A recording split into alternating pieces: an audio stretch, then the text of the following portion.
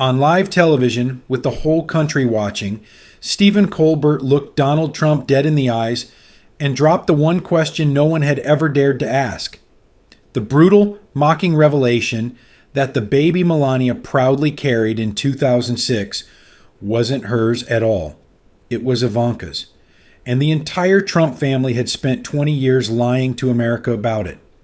It was February 2026, 20 years after Barron Trump was born, and the Late Show studio in New York was packed tighter than usual. The air felt electric, like everyone knew something big was about to go down. Donald Trump was the guest tonight, and the crowd buzzed with nervous energy. When Trump finally walked out, the place erupted in a mix of cheers and boos. Stephen Colbert stood up from his desk to greet him, but even from the first handshake, you could feel the tension crackling between them. Colbert kicked things off the way he always did, keeping it light at first. He cracked a couple jokes about the crazy 2024 election and how Trump was still stirring up trouble.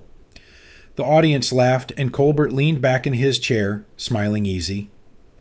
"Mr. President, it's been a wild ride, hasn't it? From the White House to the campaign trail again, you never stop." Trump chuckled at first, but then his eyes narrowed. He leaned forward, pointing a finger right at Colbert. "Stephen, you pretend to be this smart guy on TV every night. But let's be honest, you're just a puppet. You've never had a real job outside this studio. Never built anything, never fought for anything real. Just reading lines and making fun of people who actually work." The crowd sucked in a breath.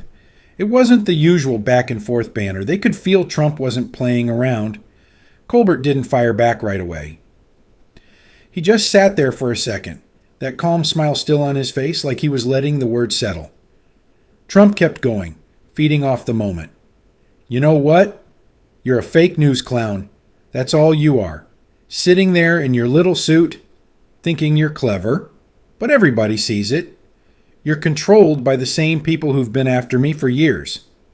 Colbert finally tilted his head, eyes locked on Trump. The smile never left, but something sharper flashed behind it. He waited just long enough for the silence to get heavy. Then he spoke, voice steady and low, like he was sharing a secret with the whole country. "If you think I'm just a clown, Mr. President, then tonight you're about to see the one joke you never wanted to hear. And trust me, this one's going to hit different." The audience froze. No one laughed. No one moved. Trump's smirk faltered for half a second, but he covered it fast. Colbert didn't waste another second. He looked straight into the camera, then turned back to Trump with that same calm smile. "Mr. President, let me ask you something nobody else has dared to ask on live television. In October 2005, at a private family event, your daughter Ivanka was visibly pregnant. 5 months later, in March 2006, Melania gave birth to Barron. Can you explain that?" The words hit the room like a slap. Before Trump could even open his mouth, the big screens behind them lit up. 2 clear, sharp photos appeared side by side. One showed Ivanka in a fitted black dress, her hand resting on a very obvious baby bump. The timestamp and date in the corner read October 15th, 2005. The second photo was Melania, slim as ever, just weeks before Barron's birth announcement. Red expert stamps flashed across the bottom. Authentic. No digital alteration. Verified by forensic imaging team. The studio went dead silent for a beat. Then the gasps started. Trump's face turned red instantly. He slammed his hand on the desk and leaned forward, eyes blazing. "This is total garbage. Fake. AI garbage. Those pictures are completely made up. I'm going to sue you, sue your network, sue whoever gave you this crap, and we'll own this whole damn studio by the time I'm done." Colbert didn't flinch. He stayed relaxed in his chair, voice even and steady like he was talking about the weather. "Actually, Mr. President, these photos didn't come from some random troll on the internet. They came from a whistleblower, someone who worked inside your family for years. And it's not just pictures. We also have internal emails from late 2005 and early 2006. In one of them, Melania wrote to a close family advisor, 'This is the only way to protect Donald and Ivanka's image. I will claim the child is mine. We tell no one.' Trump's jaw tightened so hard you could see the muscle jump. He jabbed a finger toward Colbert. You're lying. Those emails are fake, too. This is a witch hunt, a disgusting attack on my family. Colbert kept going, calm as ever. The whistleblower also provided medical records that were altered at the time. Barron's birth certificate lists Melania as the mother, but the original hospital notes from March 2006 tell a different story. The family made a deal to hide it. Melania agreed to carry the public pregnancy to keep everything looking normal. The audience was losing it now. People were whispering loudly, some covering their mouths, others pulling out phones, even though they weren't supposed to. A low murmur rolled through the seats like a wave. Trump shot up halfway out of his chair, pointing straight at the control booth. "Cut the feed! Shut this down right now! This is outrageous!" Colbert raised one hand, still completely cool. "Sorry, Mr. President, this is live TV. We don't cut the truth just because it gets uncomfortable. The American people deserve to know what really happened 20 years ago. If none of this is true, then prove it. Right here. Right now." The whispers turned into shocked chatter. Heads were shaking. A woman in the third row actually stood up for a second before security gently sat her back down. Trump glared at Colbert with pure fury, his face flushed, breathing hard. Colbert didn't let the chaos settle. He reached under his desk and hit a button. The screens behind him switched to a new clip. A short audio recording started playing through the studio speakers. A calm, professional woman's voice filled the room. "This is Dr. Ellen Ramirez, OBGYN. On October 12th, 2005, I examined Ivanka Trump at a private clinic in Manhattan. She was approximately 18 weeks pregnant. Everything was normal. She asked me to keep it completely confidential from the press and even from most of the family staff." The voice was clear, steady, and unmistakably real. You could hear the soft beep of medical equipment in the background. The timestamp on the screen matched the exact week of the photos. Trump exploded. "That's a deep fake voice. Pure bullshit. They can make anyone say anything these days. This is a coordinated attack, folks. Total hoax." Colbert shook his head slowly, still sitting back like nothing could rattle him. "We had 3 independent audio experts check it, Mr. President. No signs of editing. The doctor's voice matches her public interviews from 2004 and 2007, and the whistleblower gave us her contact info. She's willing to testify under oath." Trump shoved his chair back and stood up fast, towering over the desk. He pointed his finger straight at Colbert's face, voice booming. "You're destroying my family. You're going after my daughter, my wife, my son, everything. This is sick. This is the lowest thing I've ever seen on television." The studio lights caught the sweat on his forehead. The audience was frozen, eyes wide. Colbert looked up at him without blinking. His voice stayed quiet but cut like a knife.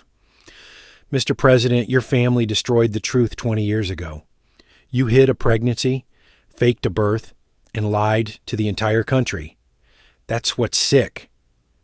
For a second, the only sound was the low hum of the cameras. Trump's chest rose and fell hard. He opened his mouth to shout again, but before he could get the words out, a voice screamed from the audience. "I was there in 2005. Everyone whipped around. A woman in her late 40s wearing a simple dark jacket had shot up from the 5th row. Her face was red, hands shaking. I was an assistant for the Trump family back then. I saw Ivanka crying in the private sitting room at Mar-a-Lago. She was holding her stomach, saying she didn't know what to do. Melania was there too, telling her it would all be fixed. I heard everything." Gasps ripped through the crowd. Phones flew up. Security guards rushed toward her from both sides. "I'm not lying," she yelled as they grabbed her arms. "They made Melania pretend to be pregnant so no one would ask questions about Ivanka. I kept quiet for 20 years, but I can't do it anymore." The guards dragged her toward the exit, but the cameras had already caught every second. Her face, her words, the raw panic in her eyes. It was all live. Within seconds, the clip would be exploding across the internet. Trump spun back toward Colbert, face twisted with rage.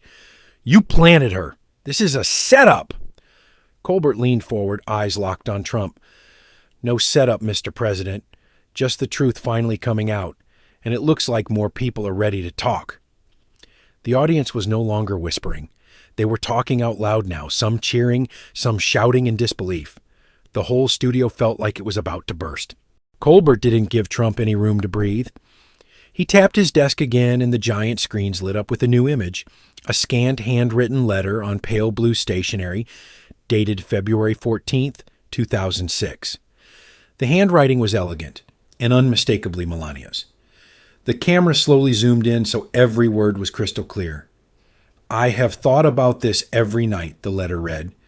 "This is the only way to protect Donald and Ivanka from a scandal that would destroy us all.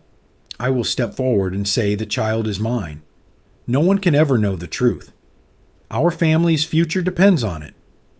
The studio went so quiet you could hear the air conditioning humming. People leaned forward in their seats, squinting at the screen.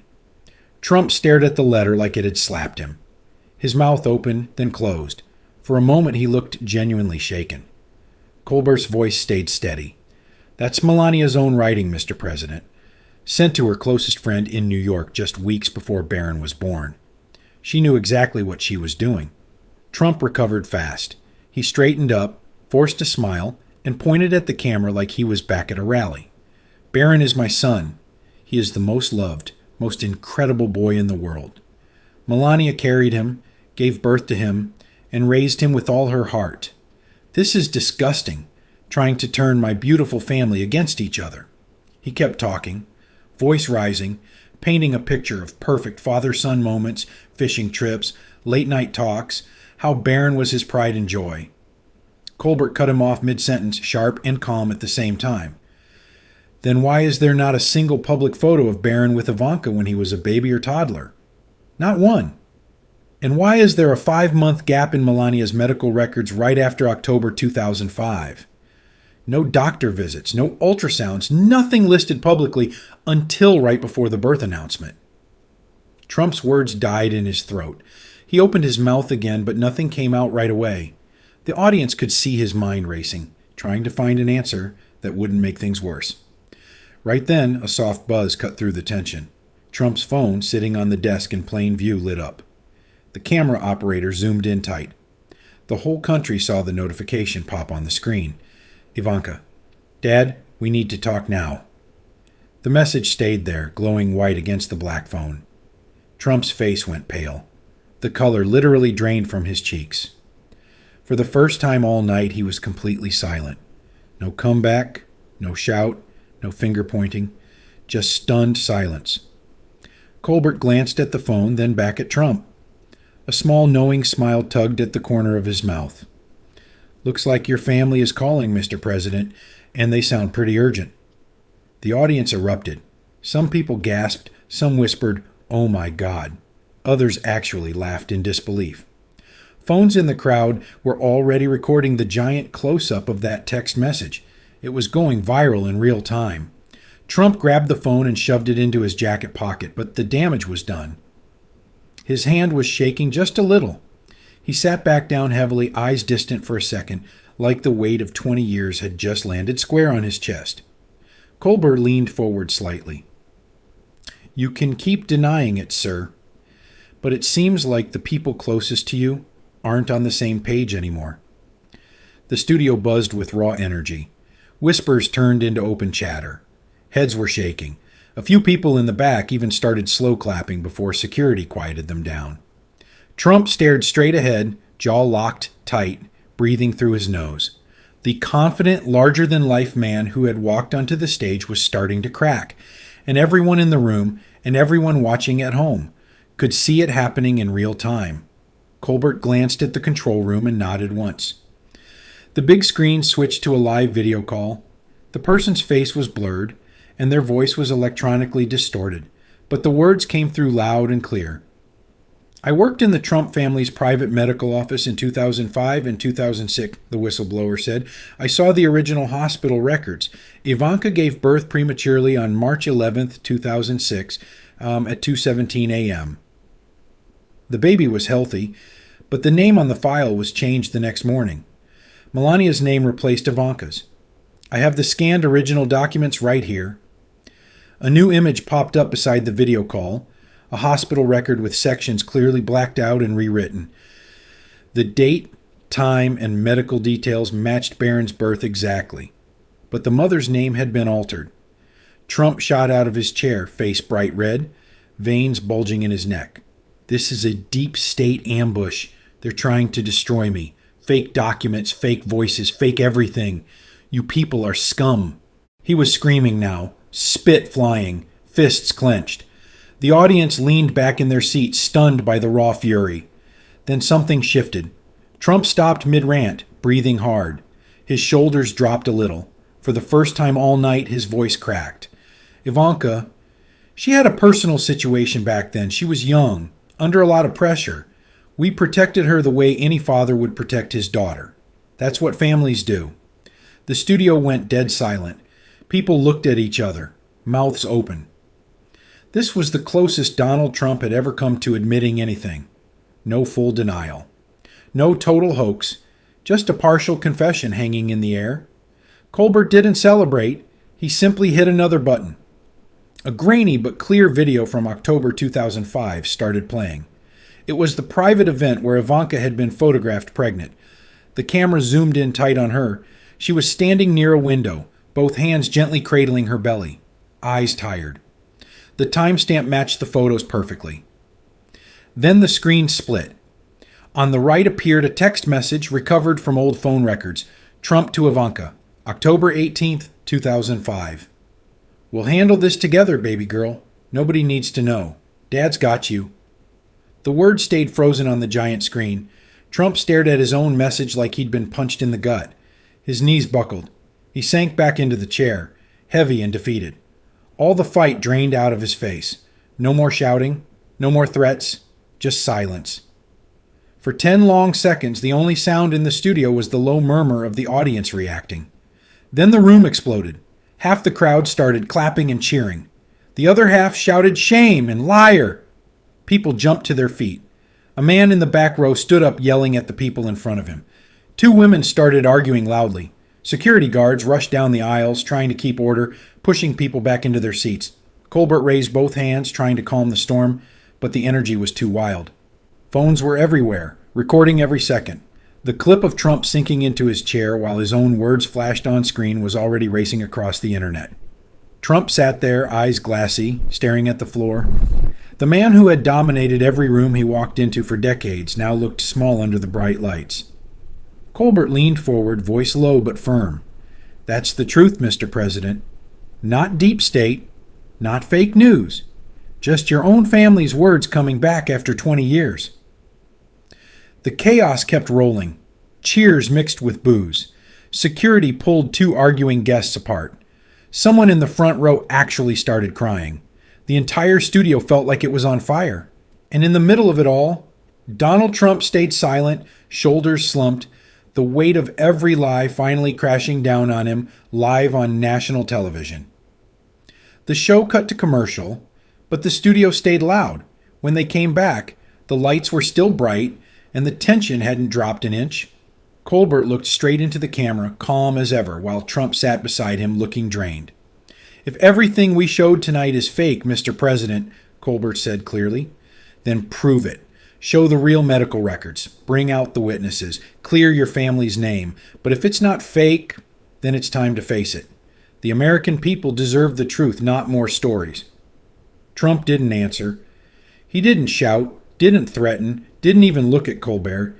He just stood up slowly, buttoned his jacket, and walked off the stage without saying another word. The audience watched in stunned silence as he disappeared behind the curtain. No final punchline, no dramatic exit, just quiet footsteps and the sound of his shoes on the floor.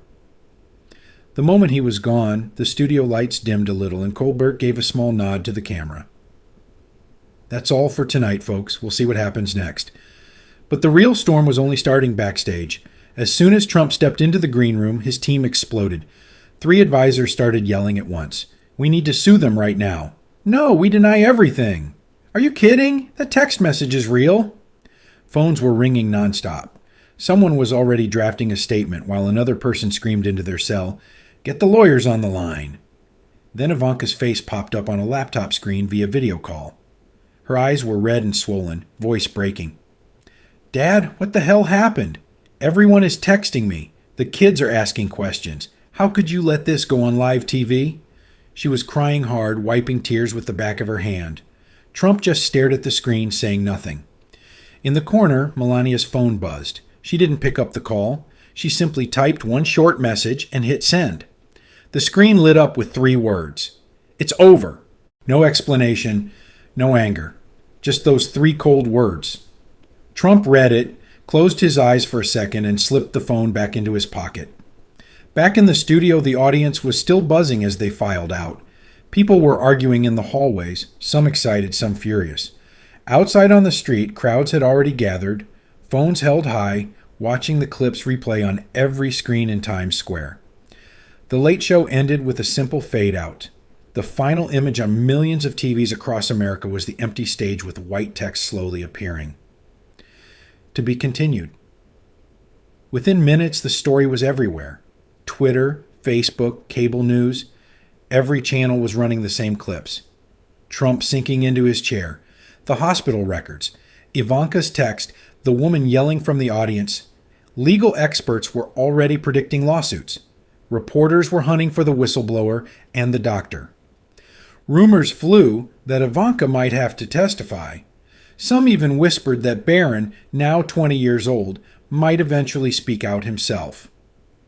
No one knew exactly what would happen next, but one thing was certain. The secret the Trump family had buried for 20 years had just been dragged into the light, live on national television. And the thunder from that night was going to keep rolling for a very long time.